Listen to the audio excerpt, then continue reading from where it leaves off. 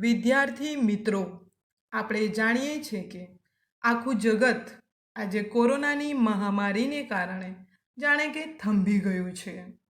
લગભગ આપણે પણ માર્ચ મહિનાના અંતિમ દિવસોથી શાળામાં જઈ શક્યા ન હતા. આટલા બધા લાંબા અંતર પછી આ ઇન્ટરનેટના માધ્યમ થકી આપણે પરોક્ષ રીતે ફરી મળી શકીશું. આપ સૌ પણ જાણો છો કે આપનું ધોરણ 12 બોર્ડનું અગત્યનું વર્ષ છે અને એના માટે આપનો અભ્યાસક્રમ પણ શરૂ થવો એટલું જ અગત્યનું છે. આ પહેલાં આપને ઓનલાઈન પાઠ્યપુસ્તક માટેની લિંક પણ મોકલી આપવામાં આવી છે કે જેથી આપ ઘરે રહીને પણ સારી રીતે અભ્યાસ કરી શકો અને આશા છે કે આપ સૌએ એનો અભ્યાસ કર્યો જ હશે. આજે આપણે જોઈશું ગુજરાતી વિષયનું પહેલું પદ્ય અખિલ બ્રહ્માંડમાં. હવે આપણે જાણીએ છીએ કોઈ પણ ગદ્ય કે પદ્ય હોય છે એના શીર્ષકમાં એક કાવ્ય હોય કે પછી ગદ્ય હોય, એ વસ્તુનો આખો નિચોડ કે હાર્દ જે છે એ એના શીર્ષકમાં સમાયેલું હોય છે. એટલે સૌથી પહેલાં શું કરવું પડે? શીર્ષક જે છે એના અર્થને સમજવું પડે. એ સમજીએ એટલે ત્યાર પછીનું જે કાવ્ય છે કે ગદ્ય છે એને આપણે સરળતાથી સમજી શકીએ. હવે અહીં જે શીર્ષક આપણું આપ્યું છે અખિલ બ્રહ્માંડમાં. અખિલનો અર્થ શું થાય છે? સમસ્ત. સીધે સાદા શબ્દોમાં આપણે શું બોલીએ છીએ કે આખું. અને બ્રહ્માંડ એટલે કે આ સૃષ્ટિ, એટલે કે સમગ્ર સૃષ્ટિની જે વાત છે એ છે. હવે સમગ્ર સૃષ્ટિનો સર્જનહાર આપણે જાણીએ છીએ કે એક પરમ તત્વ છે જેણે આ સૃષ્ટિનું સર્જન કર્યું છે. હવે આ કાવ્યમાં આપણે સમગ્ર વિશ્વનો જે સર્જનહાર છે એવા પરમાત્માની વાત કરવામાં આવી છે. હવે જે આ કાવ્ય છે એના સર્જક કોણ છે, એનો પ્રકાર કયો છે? આપણે સૌ લગભગ નરસિંહ મહેતાથી પરિચિત છીએ, કારણ આપણે પ્રાથમિક શાળાથી જ એને ભણતા શીખતા આવ્યા છીએ. નરસિંહ મહેતાના ભજનો જે છે એ ખૂબ જ વિખ્યાત છે અને એ ભજનો આપણે સાંભળ્યા છે. કદાચ આ જે પદ છે આપણું એ અખિલ બ્રહ્માંડ જે, એને પણ કદાચ તમે સાંભળ્યું હોય. હવે નરસિંહ મહેતા ને આપણે જાણતા જ હોઈએ ત્યારે હું માનું છું કે આપને વધુ પરિચયની જરૂરિયાત ન રહે, છતાં આપણે એના થોડા શબ્દોમાં એનો પરિચય જોઈશું. નરસિંહ મહેતાનો જે જન્મ છે એ ભાવનગરના તળાજા ગામમાં થયો છે. નરસિંહ મહેતા એ ગુજરાતી ભાષાના આદ્ય કવિ તરીકે ઓળખાય છે. નરસિંહ મહેતા ગુજરાતી ભાષાના આદ્ય કવિ તરીકે ઓળખાય છે. હા, આ સાથે આપણે પ્રશ્નપત્રના પરિરૂપને અનુલક્ષીને કાવ્યમાં આવતા પ્રશ્નો અને એનું વ્યાકરણ પણ સાથે જ જોતા જઈશું. હવે તમારો વિભાગ એ જે હોય છે એનો પ્રશ્ન નંબર 1 થી 4 જે પદ્યના હેતુલક્ષી પ્રશ્નો હોય છે. દરેક હેતુલક્ષી પ્રશ્નનો 1 ગુણ, એટલે કે 4 ગુણના હેતુલક્ષી પ્રશ્નો પદ્યમાંથી પૂછાય છે. અને પ્રશ્નો ગદ્ય પદ્યના સર્જક, એના પ્રકાર તથા સર્જકની કૃતિ ઉપર જ હોય છે. એટલે કે આ કાવ્યમાંથી આ પ્રશ્ન પૂછાઈ શકે કે ગુજરાતી ભાષાના આદ્ય કવિ કોણ છે? તો આપનો ઉત્તર રહેશે, આપણે જોઈ ગયા એમ કે ગુજરાતી ભાષાના આદ્ય કવિ એટલે નરસિંહ મહેતા. હવે નરસિંહ મહેતાએ આ ઉપરાંત સામરસાનો વિવાહ, હાર, હુંડી અને કુંવરબાઈનું મામેરું જેવી આત્મચરિત્રાત્મક રચનાઓ પણ આપી છે.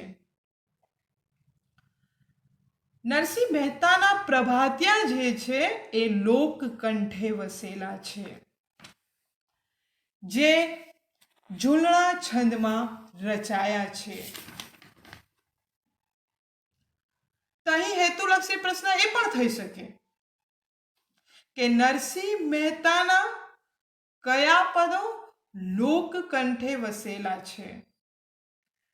તો રહેશે ઉત્તર આપનો કે પ્રભાતિયા. આપણે જોઈ ગયા ને કે નરસિંહ મહેતાના પ્રભાતિયા જે છે એ લોકકંઠે વસેલા છે. એટલે પ્રશ્ન એમ થાય કે નરસિંહ મહેતાના કયા પદો લોકકંઠે વસેલા છે? તો ઉત્તર રહેશે પ્રભાતિયા. હવે જે આ પ્રભાતિયા છે એ નરસિંહ મહેતાએ ઝૂલણા છંદમાં રચ્યા છે. એટલે પ્રશ્ન ફરી એ રીતે પણ નીકળી શકે કે નરસિંહ મહેતાના પ્રભાતિયા કયા છંદમાં રચાયા છે?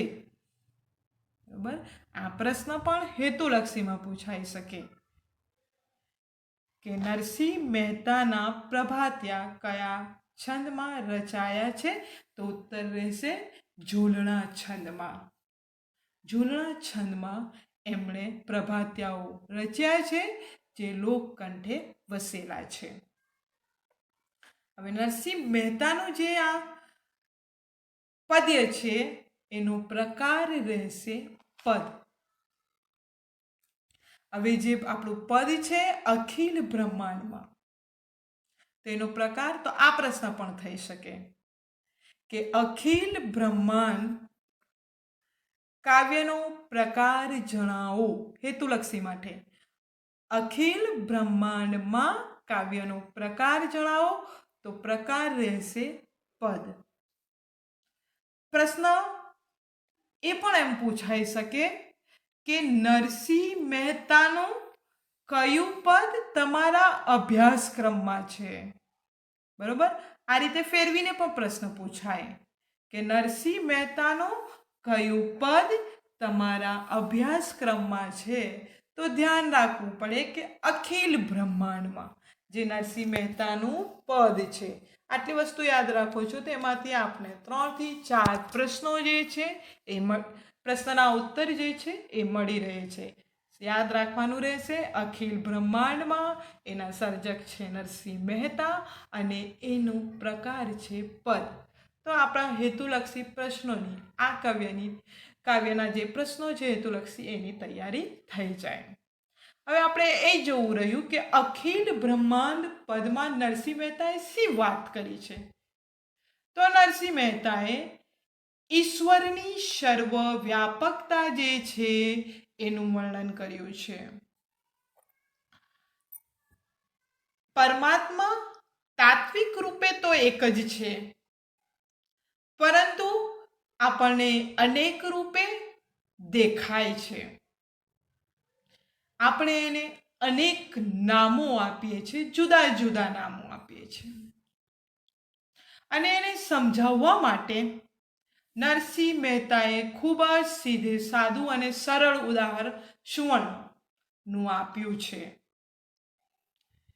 સુવર્ણ એક છે, પરંતુ એમાંથી ઘડાયેલા જે અલંકારો છે એ જુદા જુદા રૂપ ધારણ કરે છે અને આપણે એને જુદા જુદા નામથી ઓળખીએ છીએ.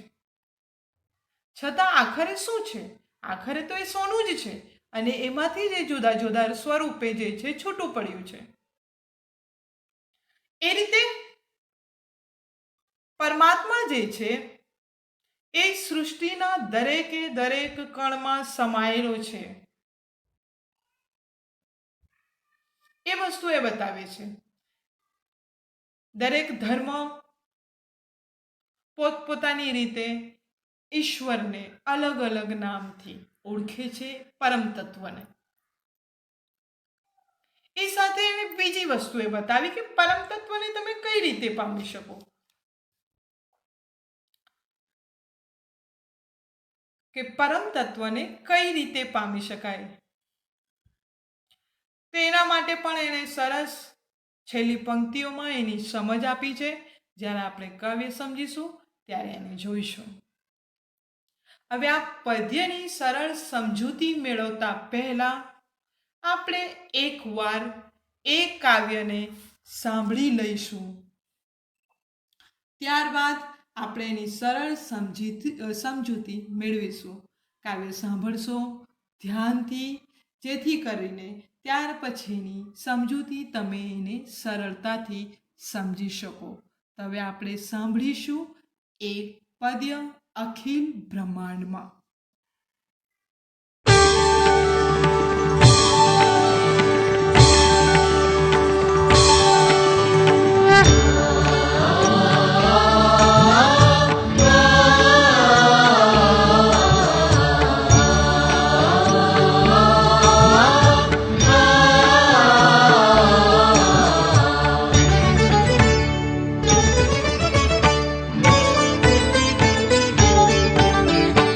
अखिल ब्रह्मांड में एक तू श्री हरि जूझवे रूपे अनंत भासे देह मा देव तू तेज मा तत्व तू शून्य मा शब्द थे वेद वासे अखिल ब्रह्मांड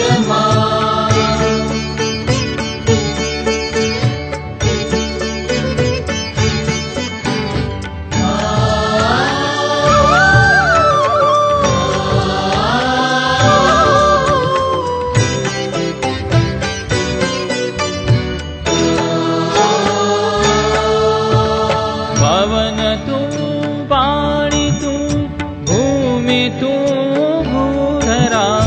वृक्ष थई फूली रह्यो आकाशे विविध रचना करी अनेक रस लेवाने शिव थकी जीव थयो एज आशे अखिल ब्रह्मांड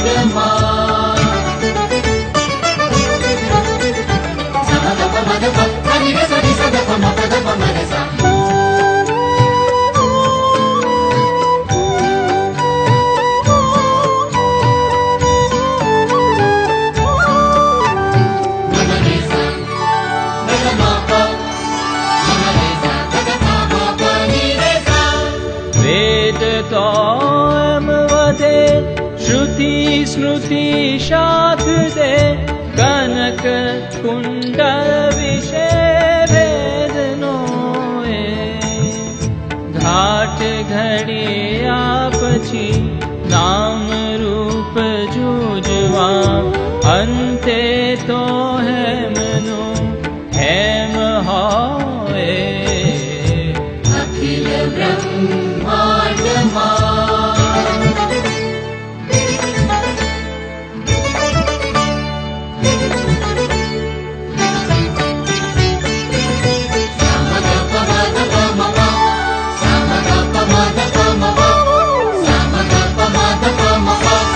ग्रंथ गड़बड़ करी बात नव खरी कही जेहने जे गमे तेने पूजे मन वचन कर्मति आप मानी रहे सत्य छे जे मन एम सूजे अखिल ब्रह्मांड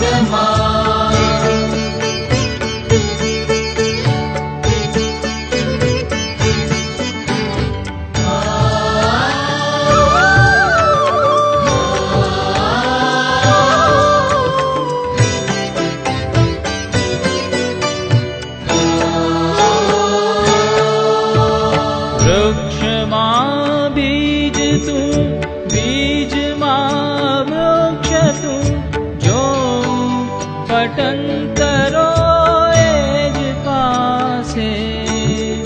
भणे नर सैयो ए मन तणी शोधना। प्रीत करूं प्रेम थी प्रकट थाशे।